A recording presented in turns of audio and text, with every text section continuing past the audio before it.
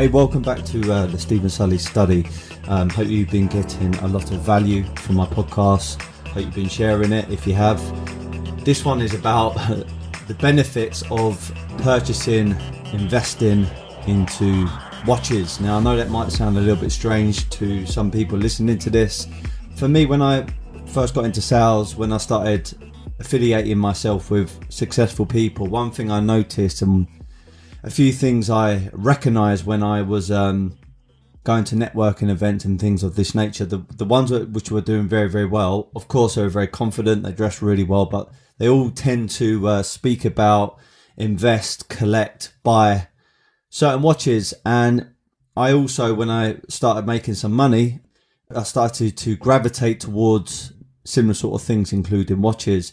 Still today on my vision board and my goals board, part of my financial and my materialistic goals is I'm going to have some watches on there. I used to have a bit of an unbalanced goal stroke vision board many years ago, simply because I didn't know what I didn't know. I hadn't looked into other parts of my life and realised there's actually more important things. However, watches and certain other materialistic things still get me excited, still very much drive me, and I'm still very, very interested in them. So I've listed only four things, the reasons why I believe buying into a watch, investing into certain watches, certain brands is quite important, okay? So number one, very, very basic thing is when you purchase a watch, of course, it does the fundamental principle, which is it tells the time, okay? Very, very basic stuff. I think it's important to have it. For me, I run a very, very regimented day. I have, as you well know, in the mornings, I have something called the routine of a champion, which I stick by most days of the week.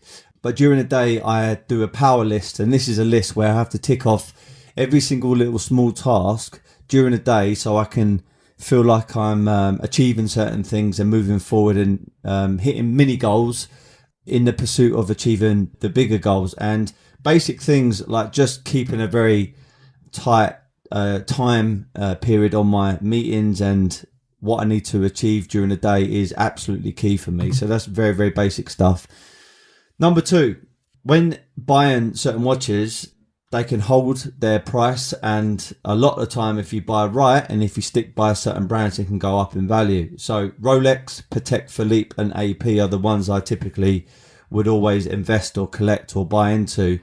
Of course, if you're buying limited edition watches, if you're buying models that are sought after, if you're buying ones that are have a limited production, you can probably bet anything that you like that your money is going to be held, it's going to be retained, and more importantly, it could go up in value. Some clear examples is the Rolex Daytona stainless steel. I purchased one many years ago for roughly about £5,000. Today, they're worth easily in excess of £10,000, £12,000. Some of the newer models are even higher than that. And I know one from like the 1940s, 1950s, and around that sort of period in time, they are fetching a huge amount of money, 40, 50, 60, £70,000 if you're getting quite an exclusive one, like a Paul Newman stainless steel. They're pretty cool.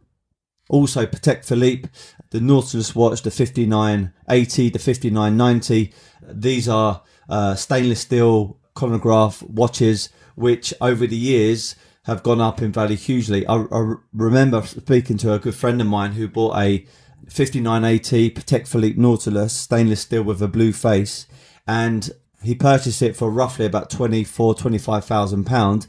Today, that same watch is worth, even pre-owned, roughly about 55,000. Now, I wouldn't recommend, unless you've got a real passion and you've got a business in this sector, I wouldn't personally straight out the gate when you start earning money just throw your money into cars, into watches. Personally, I would have more of a balance. I would look to invest into things which are going to give you cash flow. That for me is property, and I would have something called a stop off goal. So someone asked me last night, I went to Canary Wharf to a PPM, which is a progressive property networking event. Rob Moore was the host. He was doing a Q&A, and we got a lot of value from his hour and a half to 2 hour presentation and talk.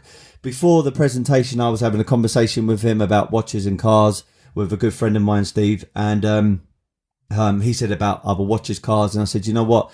I need to get to 10 units, which are HMOs, which are cash flowing, kicking out rents, and all the tenants are happy, and then I'll treat myself to a stop off goal. So whether that's a watch, car, or something like that, I make sure I buy assets first now, get cash flow from them so they can cover any kind of, let's say, expenses or overheads or any kind of liabilities that I've got first. So the second thing is, if you're going to buy certain watches, another benefit of them is they can retain the value, or they can even appreciate over time if you buy certain brands and certain models, and the exclusive ones, or even the limited production models that Rolex produce, Patek Philippe, AP. Now, I'm not an expert in watches, and I don't claim to be, but in my experience in analysing, studying these very successful people, and also dabbling in watches myself, I do know that Rolex, Patek Philippe and AP, usually over time, they can go up in value if you buy right. There are exceptions to the rules. I know there are other brands out there that can do very well. Again, I would advise you to seek some advice and do your own research. Right, number 3. Out of this list, I think this is the most powerful one personally. There's something that I've watched and some book I've read called The Secret. Many of you might be familiar with it. It's very well renowned, very well respected, and there's some fundamental key principles and lessons in there. They talk about the law of attraction. I do believe in the law of attraction. One thing that it's not disagree with, but I have to raise this point, is they don't drill down far enough into the law of attraction, in my opinion.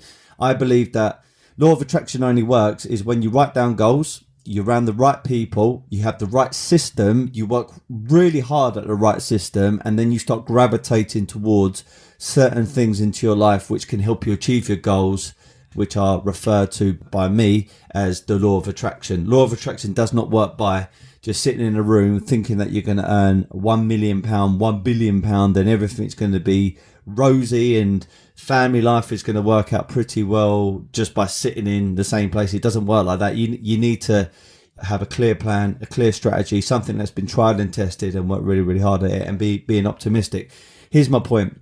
In The Secret, they spoke about, there was an example about a gentleman, I think, if I remember right, finding a stone or a rock, and he labelled it a gratitude stone, and he used to walk around with this stone, and every time he put his hand in his pocket, it was a reminder, and when he pulled it out, it was a reminder, and he reflected about everything that he was grateful for. Now, I'm going to be honest with you, as a man living in London or working in London and going to lots of meetings and things, I'm never, ever, ever going to find a random stone personally and pull it in my pocket and walk around with this little rock in my pocket. It's just, for me, doesn't make any sense. So when I started buying into certain watches, I label them as, providing I'm very excited by them, providing they really make me feel empowered, and it's something that I really adore and respect the watch brand, I call it a gratitude watch. And I'll tell you why I say that. There are days where you're going to find life is hitting you in the face with a brick. Work is going to go sometimes against you. The market is going to go against you. And in other podcasts, I've said to you that there's 3 ways of looking at things. You either look at it worse than it is, or as it is, or better than it is. A way that I've got myself through it is, even in the days where I'm not performing to my very best, I might be low in energy, I might have a slight small bug infection, I might have had bit of a roller coaster ride during that day or that week.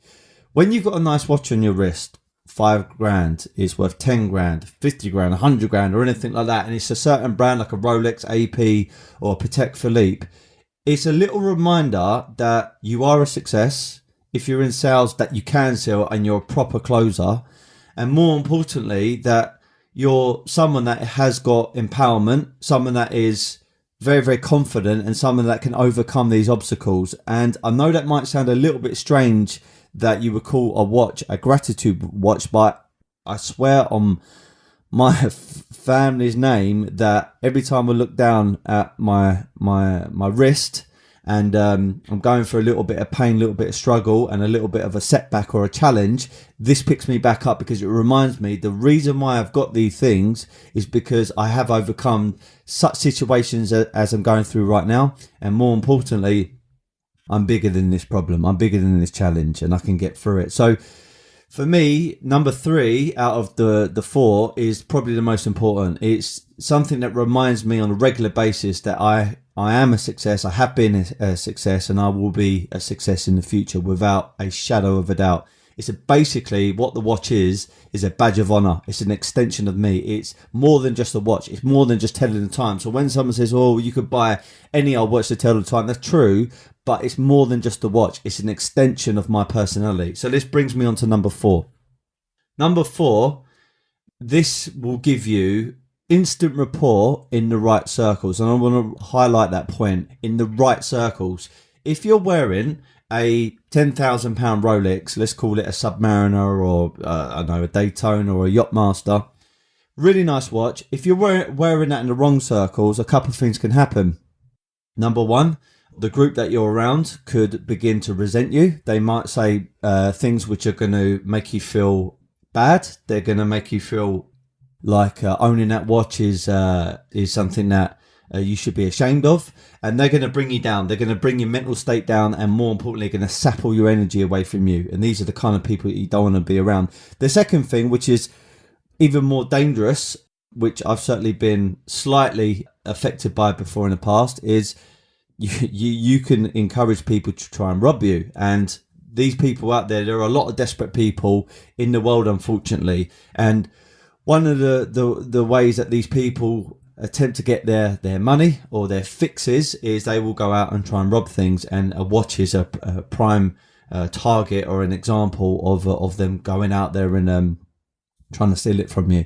So you need to remember that if you have these sort of nice things, you need to be around the nice groups. If you're in a completely wrong part of town, wrong environment, and you've got something like that, you just make yourself a target. So going in the right circles, I'm talking about private members clubs. If you're from London, there's no excuse. There are so many places in London, the heart of London, that you can go to, such as the Arts Club, which is on Dover Street. You've got Home House, you've got Groucho, you have Soho House, Shoreditch House. The list goes on, it's endless. So in the right groups, it's going to give you instant rapport, instant recognition. Now, when I was at Progressive Property, one of the many talks I listened to, Rob Moore, who is a friend of mine now and also a mentor for my podcast and also for my personal development, I was sitting right at the front and I had a watch on, a Patek Philippe 5990 stainless steel Nautilus on, and instantly, out of everybody in the room, there must have been a good 100 people in the room, he noticed that watch, and there was an instant connection, an instant synergy, and we started speaking for quite some time about different watches, different brands. And what was nice about that, even though Rob is a lot more successful than I am, straight away we had common ground and we had something to speak about. So in the wrong environments, it will cause, it's one extreme or the other. It will cause probably a lot of jealousy, a lot of envy, a lot of aggression. But in the other scenario, if you're in the right group, so you're going to investment,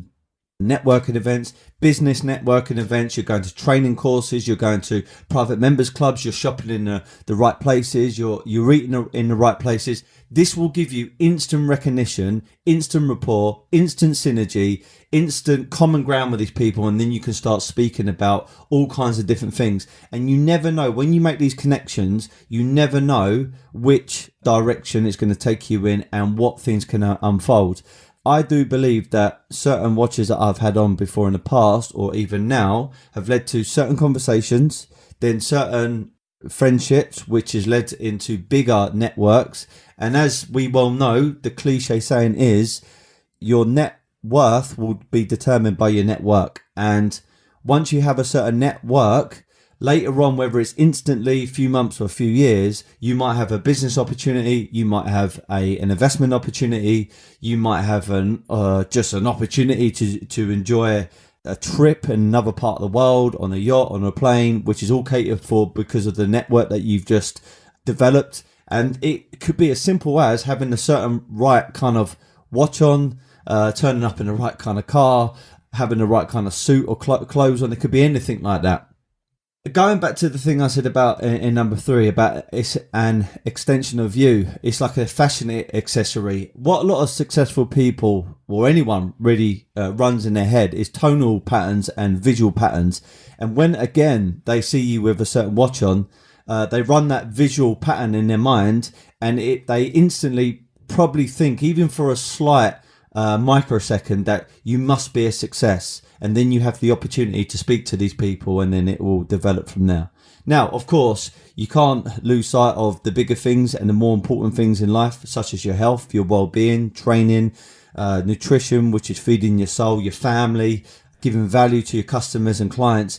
But at the same time, there's going to be stop-off goals, such as watches, which can be more than just telling the time. It could be an investment. It can be a gratitude watch. It could be sparking a conversation in the right peer group, in the right social group. It could be rapport building. It could be something that gives you instant synergy with certain mentors that you want to be mentored by, people that you recognize as successful, or people that you look up to. So there's more benefits to watches than just basically telling the time. So I hope that gave you some value. If you've got a vision board, a goals board, which you definitely should do. I don't care whether you've got your own business, you're working in a company, you're starting out, you're young, you're old. It doesn't matter.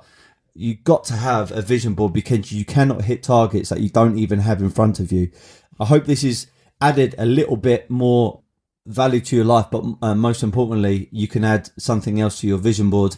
And like I said, it can having a nice watch or a collection of watches, or investing into them, can lead into a good network, a good peer group, and your life can literally change because of it.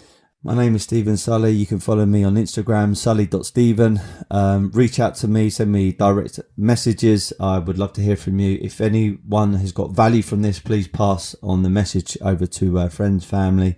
I've also got a YouTube channel now, so you'll be able to watch these visually if you don't have, for whatever reason, podcasts at your fingertips, and you can go on now. Remember, be happy, but never content. Thank you.